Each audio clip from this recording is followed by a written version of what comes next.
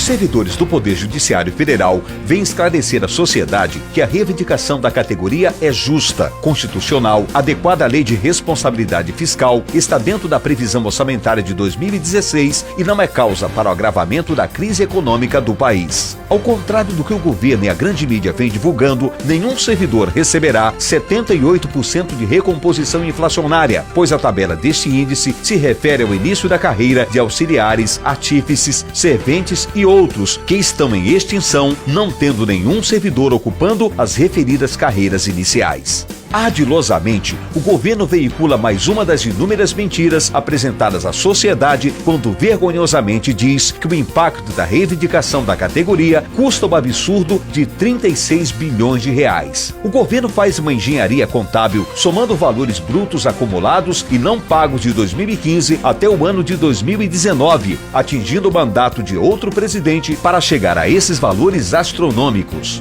Na verdade, o impacto em 2018 é de 10,3 bilhões, sendo que desse valor retornará para o governo mais de 2,8 bilhões a título de imposto de renda retido imediatamente e 1,14 bilhões a título de previdência social. Assim, o impacto orçamentário líquido a ser pago pelo governo será de pouco mais de 6,3 bilhões e somente no ano de 2018, quando o plano de recomposição será implantado integralmente.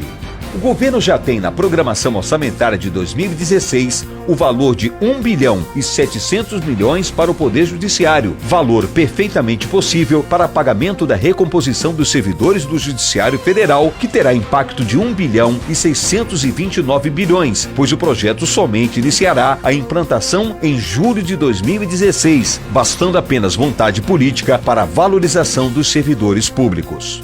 O orçamento do Poder Judiciário Federal está dentro da metade do limite da Lei de Responsabilidade Fiscal, utilizando somente 3 dos 6% das receitas correntes líquidas. Com isso, o Poder Judiciário já economizou 146 bilhões de reais no período de 2006 a 2015. Somando-se a essa economia, o Poder Judiciário é o segundo maior arrecadador de receitas da União Federal, arrecadando 121 bilhões de reais no mesmo período, com execuções fiscais e cobrança dos créditos da União. Portanto, o Judiciário recolheu aos cofres do governo federal a cifra de 267 bilhões de reais no período de 2006 a 2015, o que representa mais de 40 vezes o valor da recomposição inflacionária pleiteada pela categoria. O governo gastou 138 bilhões de reais em negociações com aliados no Congresso Nacional para não aprovar o projeto dos servidores do Poder Judiciário, o que custa pouco mais de 6,3 bilhões, invertendo a lógica do bom senso e seguindo a lógica do toma lá dá cá, com prejuízo à sociedade. São ministérios importantes desse país negociados por troca de apoio parlamentar. Essa é a prática que nós precisamos condenar. O que é que sai mais caro para o país? Dar um reajuste aos servidores do Judiciário ou negociar o Ministério da Saúde, como está hoje, colocado em todos os blogs desse país? Gostaria de dizer aos senhores que nós estamos diante de um quadro absolutamente absurdo de um governo que literalmente não sabe fazer conta. Eles mentiram para o povo e agora estão mentindo com seus números para senadores e deputados. E agora estão dizendo que o aumento do judiciário gerará um rombo de 30 bilhões. Primeiro, não sabe fazer conta. Porque se soubesse fazer conta, fazia a conta que 27% de imposto de renda volta. Já não seria 30. Não vamos quebrar o país com isso. O que quebra o país é a roubalheira na Petrobras. O que quebra o país é o toma lá da cá de ministérios. O que quebra o país são os juros levados à estratosfera por esse governo que não tem comando e não tem responsabilidade com o país. Não podemos transferir a conta aos trabalhadores. É o que o PT tem feito. Gastou, se envolveu com crime e transfere a conta aos trabalhadores. É não ao veto 26, com a consciência tranquila do dever cumprido. Conclamo a todos Deputados e senadores, vamos dizer sim à justiça. A reivindicação dos servidores do Judiciário Federal está sendo usada pelo governo e pela grande mídia para distrair a sociedade da identificação dos verdadeiros culpados pela crise econômica no país. O governo gastou no ano de 2014 mais de 900 bilhões de reais no pagamento de juros e amortizações da dívida aos grandes grupos econômicos nacionais e internacionais. Já no ano de 2015, essa fortuna subiu para 1 trilhão e 400 bilhões de reais, com um acréscimo de 500 bilhões de um ano para outro. Esse valor representa a metade do orçamento nacional de 2015, que está em 2,8 trilhões. Assim, estão identificados os verdadeiros responsáveis pela crise econômica que assola o país, os quais estão tentando transferir o custo para toda a sociedade, especialmente para os servidores públicos e demais trabalhadores deste país.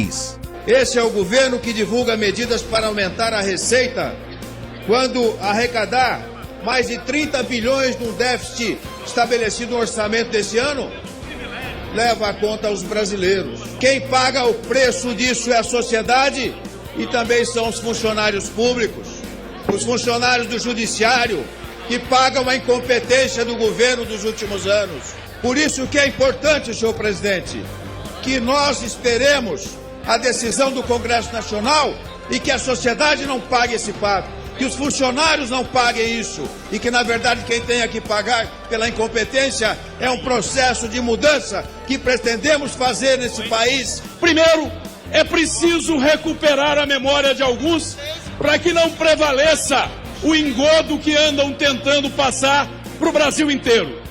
Este projeto de lei chegou a esta casa encaminhado pelo Judiciário, pelo então ministro Joaquim Barbosa. O ministro Lewandowski, que hoje preside a Suprema Corte, também fez parte da comissão que o elaborou. E não foi um projeto elaborado a toque de caixa. Foi fruto de praticamente uma década, 10 anos de luta, de uma categoria essencial para o país, para a democracia, mas por que não dizer, para que a liberdade prevaleça.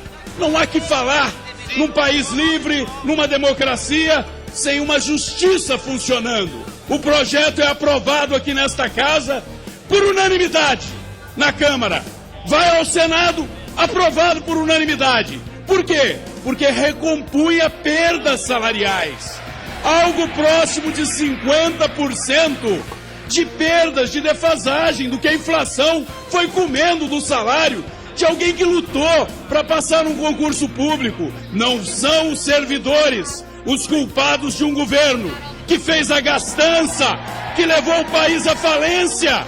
E esses mesmos servidores que com paciência aguardaram a sua recomposição salarial são agora tratados como alguém que querem privilégios. Um servidor querer a recomposição salarial de quase uma década, de 9 anos, eu vim aqui para dizer a verdade, de 9 anos, é querer algum privilégio? Nós temos que derrubar um veto para mostrar que não é isso que afunda o país, não é isso que prejudica o povo brasileiro. O que prejudica o povo brasileiro é que aqui nessa Câmara não se taxa as grandes fortunas, as grandes heranças. Ninguém faz auditoria da dívida pública.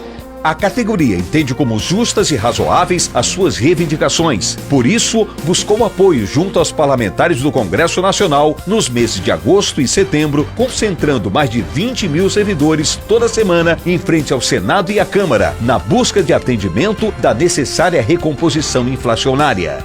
Diante desses esclarecimentos, os servidores do Poder Judiciário Federal vêm solicitar o apoio e a compreensão da sociedade para suas justas reivindicações e, assim, manter a excelência dos serviços prestados à população, garantindo respeito aos direitos trabalhistas, o combate ao trabalho escravo, o combate à corrupção, ao crime organizado e ao tráfico internacional de drogas e de seres humanos, além da cobrança dos créditos da União, respeito aos direitos previdenciários e assistenciais, garantia da dignidade da pessoa humana, além de realizar e garantir as eleições municipais, estaduais e federais como forma de materializar e fortalecer a democracia brasileira.